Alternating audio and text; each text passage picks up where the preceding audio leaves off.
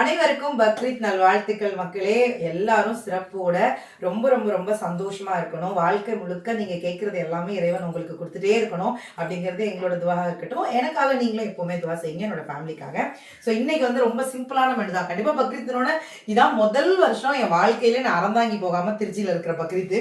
So கண்டிப்பா ஊர்ல இருந்து கறி வந்ததுக்கு அப்புறம் அதெல்லாம் சாப்பிடணும் அப்படின்னு நான் வெயிட் பண்ணிட்டு இருக்கேன். பட் இன்னைக்கு வந்து ரொம்ப சிம்பிளான மெனு தான் நம்ம வீட்டில். சிக்கன் குழம்பு, அதுக்கப்புறம் சிக்கன் 65, அதுக்கப்புறம் ரைத்தா, அதுக்கப்புறம் நெய்ச்சோறு.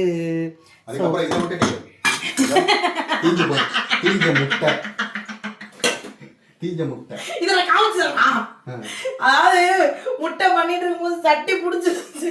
எங்க அந்த சட்டி? சட்டி ஊற வச்சிருக்கேன்.